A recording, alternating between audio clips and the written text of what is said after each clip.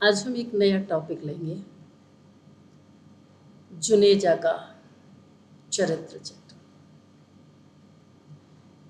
या यूं कह सकते हैं कि जुनेजा की चारित्रिक विशेषताओं पर प्रकाश डालें, या यूं कह सकते हैं कि जुनेजा के चरित्र चित्रण को समझाइए, या अपन ऐसे भी कह सकते हैं कि मोहन राकेश के नाटक आधे अधूरे में जुनेजा की कौन कौन सी विशेषता है।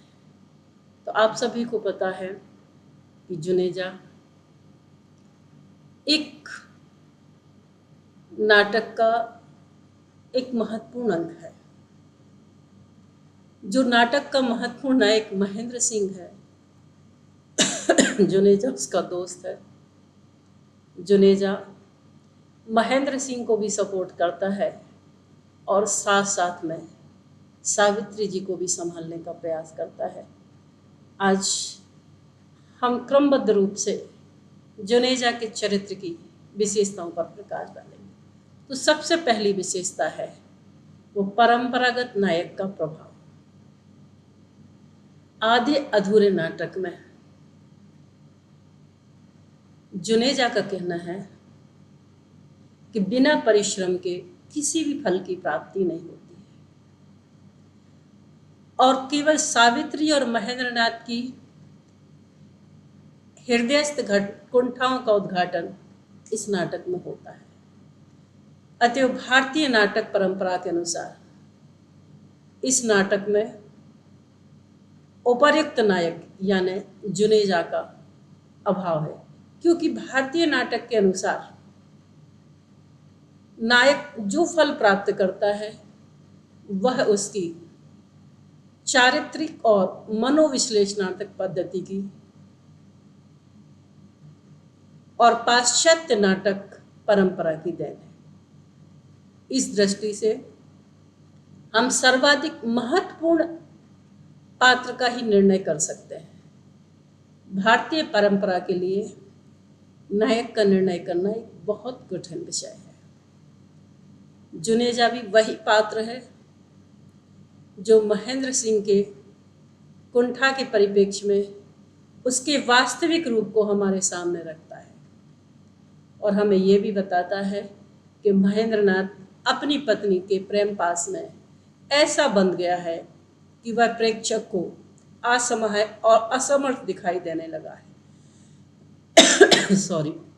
वस्तुतः वह इतना बेसहारा और इतना असमर्थ हो गया है जितना वह बाहर से दिखाई देता है।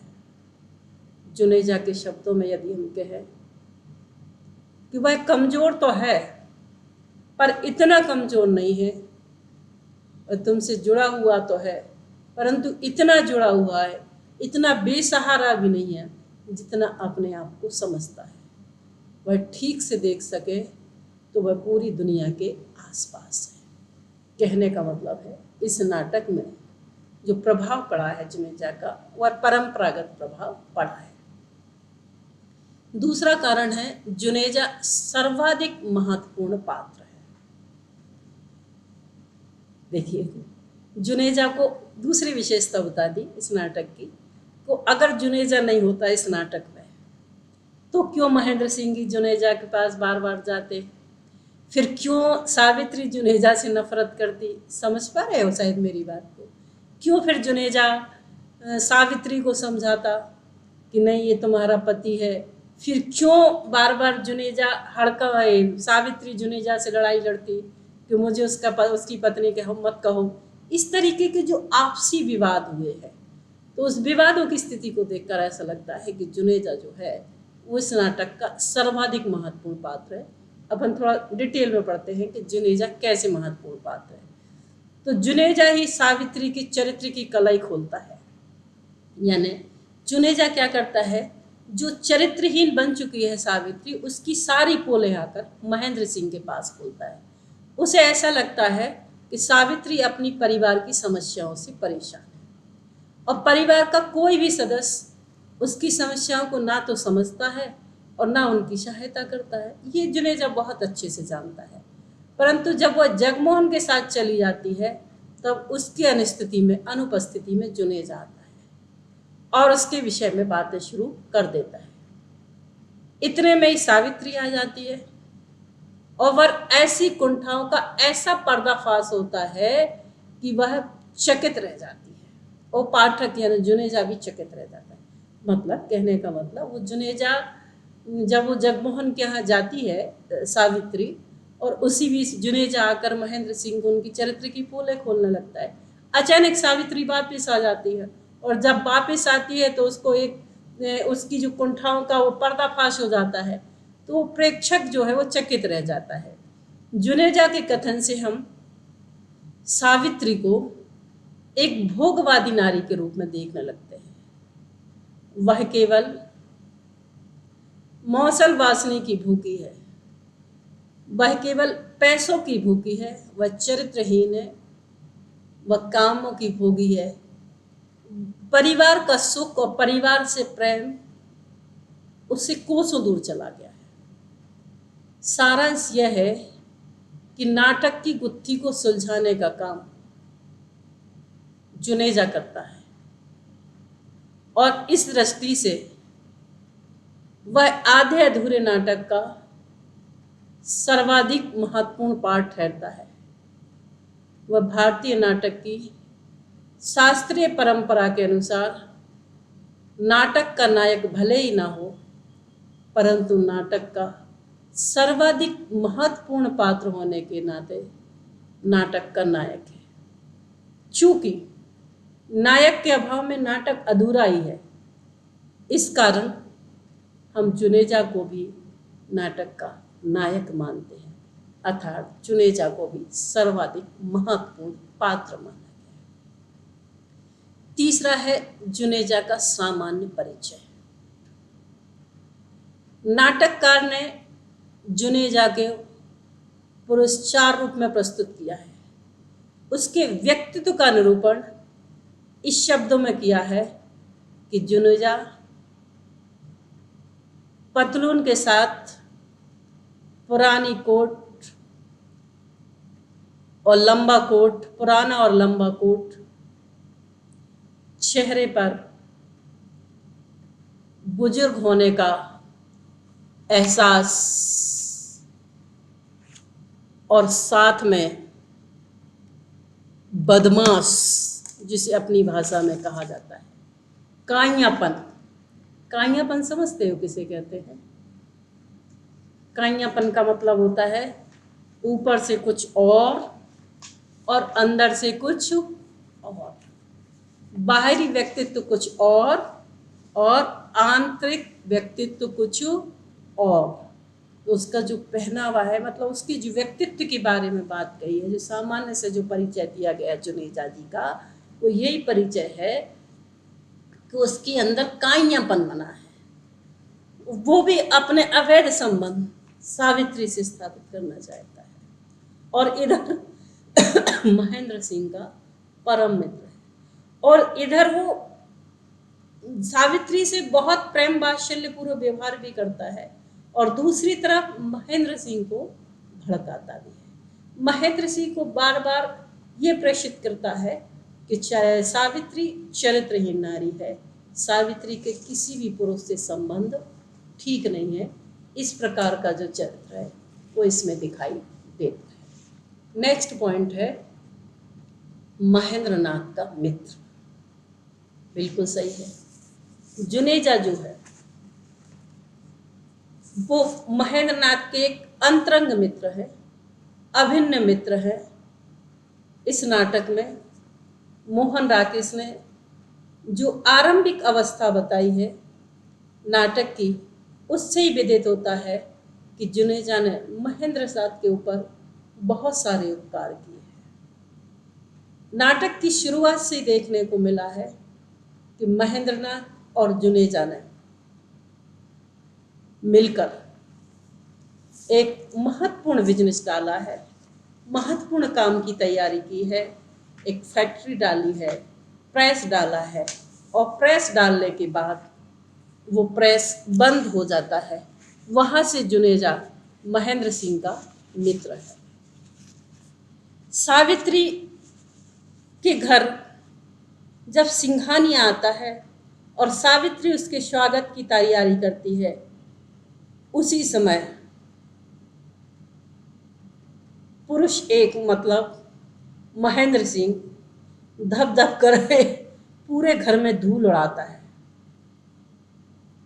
और जब पूछती है सावित्री कि ये क्या कर रहे हो, क्यों पूरे घर में धूल उड़ा रहे हो, सिंघानिया जी बैठे हुए हैं, तुम पूरे घर में धूल उड़ा रहे हो, यह क्या कर रहे हो? तब महेंद्र सिंह जी जवाब देते हैं कि मैं जुनेजा की फाइल ढूंढ रहा हूं। इसके विपरीत सावित्री समझती है कि जुनेजा ने ही उसके पति को बर्बाद किया है, वही उसके व्यापार में साझेदारी था और वही सब कुछ खा गया है। वही पैसा जुनेजा ने लगाया और वही तुमने लगाया। एक फैक्ट्री लगी, कौन कह रहा है? सावित्री कह रही है कि एक फैक्ट्री थी, उसी में पैसा जुनेजा ने भी लगाया और उसी में पैसा महेंद्र सिंह ने भी लगाया। एक ही जगह जमा खर्चा हुआ, फिर भी तकदीर ने तुम्हारा साथ नहीं दिया और उसका साथ दे दिया। इसका मतलब है कि जुनेजा ने तुम्हें बर्बाद कर दिया, जुनेजा ने तुम्हें धोखा दिया है। नाटक के उत्तरार्ध में जाके देखें तो सावित्री अपने अत्यंत स्पष्ट शब्दों में कहती है कि महेंद्र नाथ के लिए जुनेजा मित्र, परामर्शदाता, सहायक आदि सब कुछ है। जब से मैंने उन्हें जाना है, मैंने हर चीज के लिए उसे किसी न किसी का सहारा ढूंढते पाया है और वो सहारा खास तौर से आपका। जब से सावित्री कह रही, मैंने जब से जाना है महेंद्र सिंह को, जब से महेंद्र सिंह कोई ना कोई सहारा ढूंढते, वो सहारा सिर्फ जुनेजा जी का लेते हैं। यहाँ तक कि मुझसे ब्याह करने का फैसला भी उन्होंने कैसे ले लिया? शायद जुनेजा ने हामी भरी हुई, और जुनेजा ने जब हामी भरी होगी तभी उन्होंने मेरे से विवाह किया होगा या विवाह के लिए स्वीकार किया होगा। वह महेंद्र नाथ का जिगरी दोस्त है, क्योंकि वह नहीं जानता है और कोई भी नहीं जानता है जितना मैं जानती हूँ, और उसके भरोसा रहा है महेंद्र नाथ पर, और महेंद्र नाथ का भरोसा है जुनेजा पर। अर्थात कहने का तात्पर्य कि जुनेजा महेंद्र नाथ के परम मित्र हैं। नेक्स्ट पॉइंट है व्यवहार कुशल। जुनेजा एक व्यवहार कुशल पात्र है। उसकी व्यवहार कुशलता कहाँ झलकती है, हम इसको स्पष्ट रूप से देखेंगे कि जब जुनेजा अपने रंगमंच पर प्रकट होता है। बात उस समय की है जब सावित्री घर छोड़कर चली जाती है, और जब सावित्री घर छोड़ती है और जगमोहन के यहाँ जाती है, उस समय जुनेजा महेंद्र सिंह के घर घूमने के लिए आते हैं। थोड़ी देर इधर उधर घूमने के बाद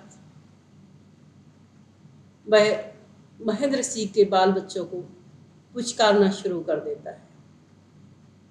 जब वह देखता है कि उसकी छोटी लड़की अर्थात महेंद्र सिंह की छोटी बेटी एक कोने में बैठी है, तो वो जाकर उस छोटी बेटी के सिर पर हाथ घुमाता है, पुचकारता है और पूछता है कि इसे क्या हुआ, ये ऐसी क्यों बैठी है यहाँ? और बड़े वात्सल्य से हाथ घुमाता हुआ, पुचकारता हुआ उस छोटी बेटी से कहता है, बेटी उठो, अच्छा नहीं लगता है ऐसा, तुम ऐसा क्यों कर रही हो? उठो बेटी, अब आप बड़े हो गए हो। वह धीरे धीरे करके बच्चों के साथ हिल मिल जाता है। उसको महेंद्र नाथ का कुशल समाचार बताता है और सावित्री के बारे में सारे तथ्य प्रकट कर देता है। किसको? छोटी बेटी को। महेंद्र सिंह को बहुत अच्छा बता रहा है, कुशल समाचार बता रहा है कि महेंद्र सिंह बहुत अच्छा आदमी है, और उसकी माँ अर्थात सावित्री के बीच में जो तथ्य थे वो सारे प्रकट कर देता है और बता देता है छोटी बेटी को कि तुम्हारी माँ जो है वो जगमोहन के साथ कहीं चली गई है। महेंद्र नाथ के बारे में भी बताता है, वह अपनी पत्नी सावित्री को बहुत अधिक प्रेम करता है। किसको बता रहा है? बच्चों को, कि तुम्हारे जो पिताजी हैं वो अपनी माँ को बहुत अधिक प्रेम करता है। इस कथन से उनकी बड़ी लड़की चौंक जाती है और वो अपने परिवार की सारी बातें कर डालती है। इससे जुनेजा जी महेंद्र परिवार के और अधिक निकट आ जाते हैं और वो कह देते हैं कि महेंद्र नाथ और सावित्री के बीच में समझौता कराना एक दुष्कर कार्य है, किसी के बस की बात नहीं है। सावित्री से उसके व्यक्तिगत जीवन में संबंध करने से पूर्व वो बड़ी लड़की को वहां से हटा देता है और बड़ी लड़की से कहता है कि बेटा तू इधर से चली जा, तू इन बातों को मत सुन। देखिए प्रत्येक बच्चे पर जुनेजा किस तरीके से आधिपत्य जमा रहे हैं। छोटी बेटी को सावित्री की असलियत बता दी है, छोटी बेटी के सामने महेंद्र सिंह को बहुत अच्छा बता दिया गया है। बड़ी बेटी से कह रहा है बेटी तू यहाँ से चली जा, यहाँ से चली जा मतलब अपने पति मनोज के घर चली जा। इस तरीके से इस नाटक में जुनेजा जी बड़ी व्यवहार कुशलता का परिचय देते हैं।